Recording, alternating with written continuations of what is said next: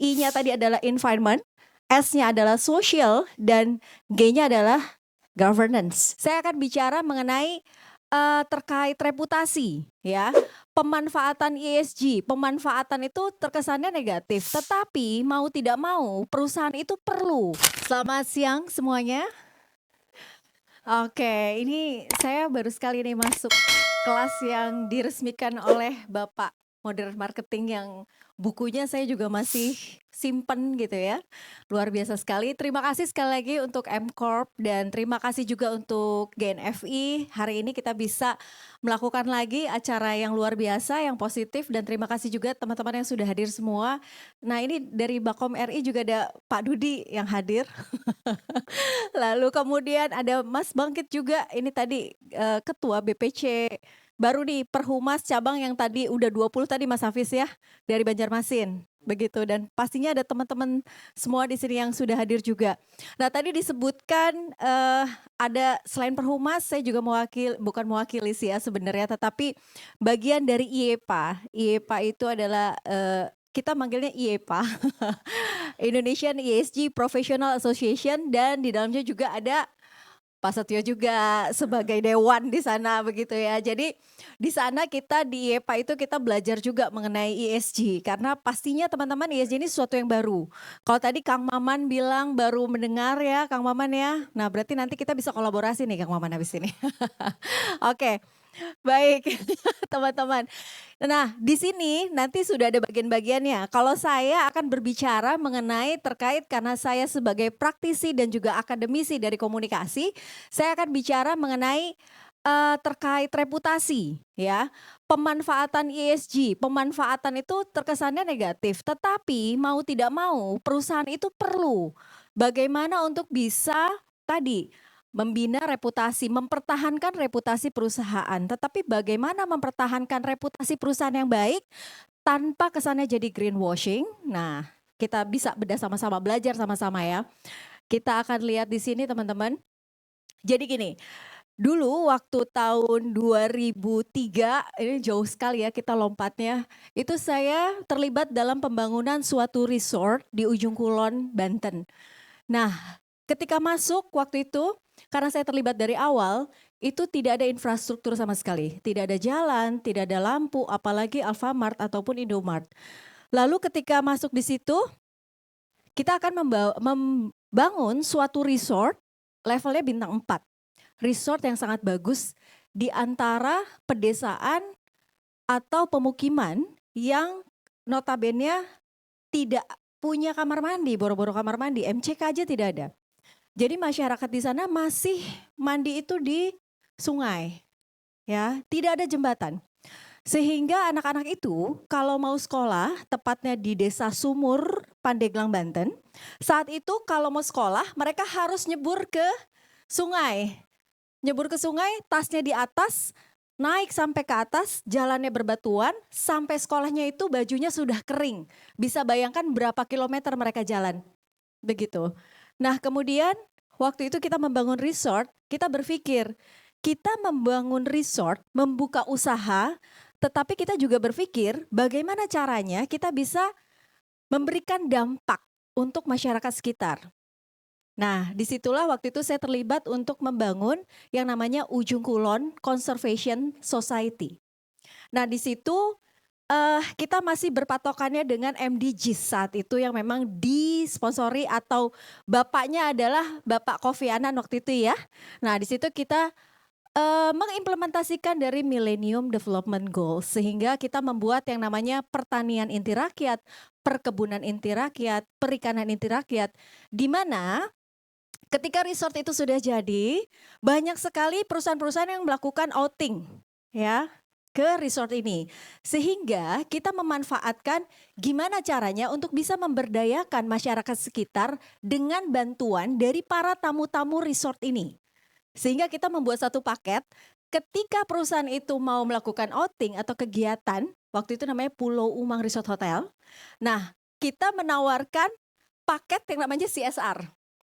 Kalau tadi Mas Hafiz nggak mau nih disodorin ayo tanam pohon, tapi kemudian kita waktu itu diawali dengan program yang namanya ayo tanam 1 juta pohon.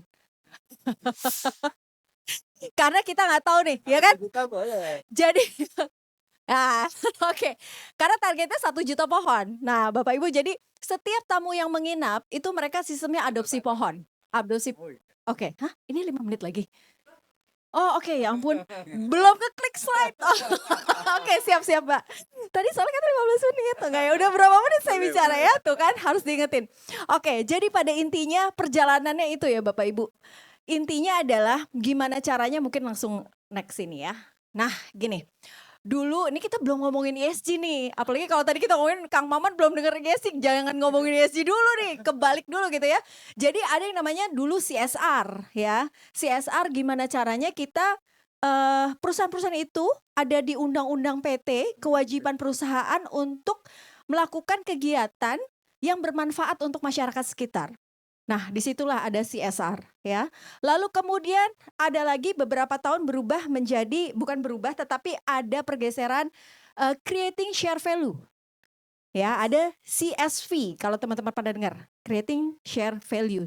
Nah, kemudian ada lagi perjalanannya ke ESG. Nah, ini nih yang mungkin teman-teman juga kita masih sama-sama belajar ya. I-nya tadi adalah environment, S-nya adalah social, dan G-nya adalah governance ya. Nah, di sini kalau kita lihat dulu itu, atau bukan dulu sih, ini masih berjalan ya. Kita selalu membuat yang namanya ESG report atau sustainability report. Fungsinya apa?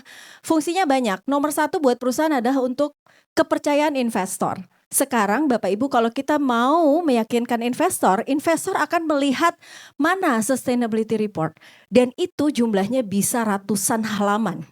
Ya kan? Nah, sekarang kita bisa lihat bahwa ESG reputation yang sekarang ini lagi digadang-gadang. Jadi kalau kita nih di IEPA ada asosiasinya, itu lebih dari 1.000 ya Pak ya, kita Pak Setio ya. Lebih dari 1.000 itu anggotanya bercampur, mulai dari perusahaan multinasional, dari BUMN segala macam itu ada di situ. Bagaimana kita belajar, mulai dari membuat report dan lain-lain, dan juga concern terhadap bagaimana mengkomunikasikan terkait hal ini, begitu. Nah, sekarang dari masa ke masa, Bapak Ibu ada pendorong perubahan, yaitu dengan berkembangnya teknologi, dengan berkembangnya cara kita berkomunikasi, sehingga ada yang namanya digital transparansi, kemudian ada social media, AI, dan lain-lain. Nah, ini yang membuat kita harus berhati-hati. Kenapa berhati-hati? Karena kita nggak bisa mendeklar bahwa kita ini sudah greeny banget gitu perusahaannya. Kenapa? Karena sekarang itu bisa dicek. Jadi kita nggak bisa langsung istilahnya ini mengkomunikasikan lebih cepat gitu ya. Padahal itu realisasinya belum ada. Nah, sehingga kita ada beberapa hal teman-teman yang harus kita perhatikan terkait ada the trust gap model. Yang pertama adalah promise gap. Nah, di sini banyak sekali janji-janji, tetapi bagaimana realisasinya? Lalu kemudian ada evidence gap juga. Nah, programnya ada, tapi buktinya nggak ada misalnya. Ya, atau misalnya ada perception di sini ya. Dia merasa sudah melakukan banyak, tetapi apa dampaknya, masyarakat sudah merasakan atau belum, begitu. Dan juga ada trust gap. Ini juga penting sekali. Sebenarnya waktunya berapa menit lagi ya Mbak? Oke, karena masih ada. Nah, oke deh. Ini ada trust framework. Nih saya bikin trust framework. Ini sebenarnya simple banget ya untuk prinsip komunikasi ESG. Bagaimana untuk bisa membangun kepercayaan publik terkait sustainability communication tadi. Yang pertama adalah transparansi. Ini penting banget. Misalnya gini, kita bikin satu program. Kita harus membuat paling tidak adalah microsite yang memperlihatkan bagaimana perkembangan program itu. Itu bisa banget. Ya, jadi di situ publik bisa lihat nih. Oke, misalnya ayo tanam 1.000.000 pohon, udah berapa pohonnya? Siapa aja yang udah donasi? Itu kan bisa gitu ya. Lalu kemudian responsibility. Nah, ini juga terkait bukan hanya sekedar aktivitas PR saja, tetapi kita harus bisa mapping. kebutuhan masyarakat kita ini berkaitan dengan stakeholder mapping nih Bapak Ibu. Kalau Bapak Ibu paham atau sudah memahami tentang stakeholder mapping terkait dengan publik, itu dibagi dua. Ada publik terkait dengan HO kita, ada publik yang berkaitan dengan site kita. Kalau memang perusahaan-perusahaan yang di line of industry-nya seperti pabrik atau misalnya ada tempat-tempat tertentu yang memang bersentuhan dengan masyarakat desa. Nah, kita harus memberdayakan yang paling dekat dulu dengan kita. Jadi jangan kita berkegiatan di mana, tapi kegiatan ESG-nya di mana gitu. Itu kan nggak nyambung gitu ya. Lalu kemudian understand stakeholders. Nah ini penting sekali. 1 menit, oke. Understand stakeholders. Nah ini kita berkaitan dengan bagaimana cara kita mengkomunikasikan, meng-create konten ya, ini harus disesuaikan. Apakah konten untuk investor sama dengan audience misalnya Gen Z? Itu kan enggak gitu ya. Lalu kemudian show evidence dan juga two-way engagement. Ini karena waktunya sudah 1 menit, nanti kita bisa bahas lebih deep lagi ditanya jawab ya. Tetapi Bapak Ibu di sini ini kayaknya slide saya yang terakhir. Jadi di sini ada perjalanan kita. ESG itu adalah journey. Jadi bukan tiba-tiba kita keren ESG-nya, enggak. Tapi ESG itu kita memang harus menapak dari bawah begitu ya. Dan gak ada atasnya. Karena ESG ini terus berkesinambungan begitu ya. Jadi ada level pertama adalah bagaimana kita bisa mengcampaign. Kemudian ada data-data, laporan ya. Kemudian transparansi, accountability dan juga public trust. Dan terakhir, nah ini ya Bapak Ibu. Keberhasilan ESG ini bukan ditentukan oleh seberapa banyak perusahaan berbicara tentang keberlanjutan tadi ya, tetapi seberapa besar publik percaya bahwa sustainability itu benar-benar dijalankan. Terima kasih. Wassalamualaikum warahmatullahi wabarakatuh.